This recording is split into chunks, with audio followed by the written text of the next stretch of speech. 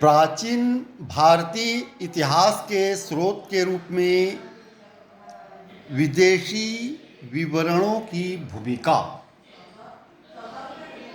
विदेशी विवरण कितने प्रामाणिक साक्ष्य हैं प्राचीन भारतीय इतिहास लेखन, इतिहास निर्माण के रूप में, इसकी विवेचना हमें करनी है।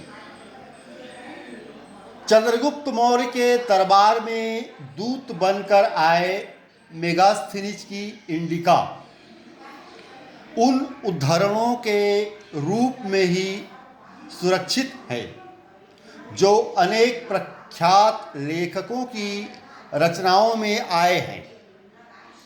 इन उद्धरणों को एक साथ मिलाकर पढ़ने पर न केवल मौर्य शासन व्यवस्था के बारे में बल्कि मौर्यकालीन सामाजिक वर्गों और आर्थिक क्रियाकलाप के बारे में भी मूल्यवान जानकारी मिलती है।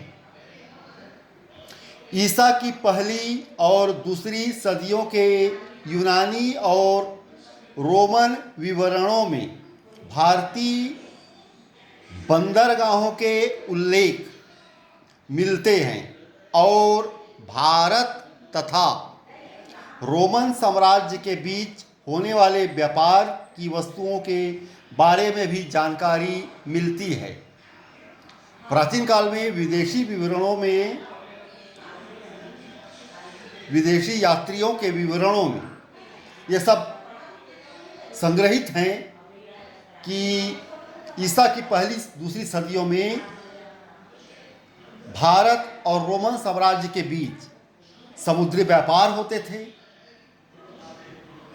व्यापार की कौन कौन सी वस्तुओं का व्यापार किया जाता था, इसका विवेचन किया गया है।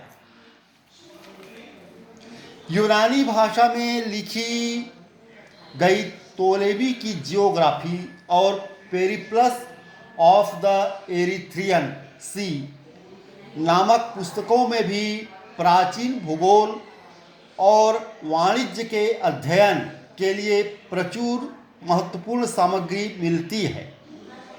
इनमें पहली पुस्तक 80 और 115 ईस्वी के बीच किसी समय किसी अज्ञात नामा लेखक ने लिखी, जिससे लाल सागर, फारस की खाड़ी और हिंद महासागर में होने वाली व्यापार का वृत्तांत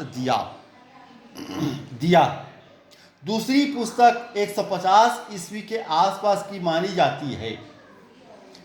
प्लिनी की नेचुरलिस हिस्टोरिका ईसा की पहली सदी की है। यह लैटिन भाषा में है और हमें भारत और इटली के बीच होने वाले व्यापार की जानकारी देती है।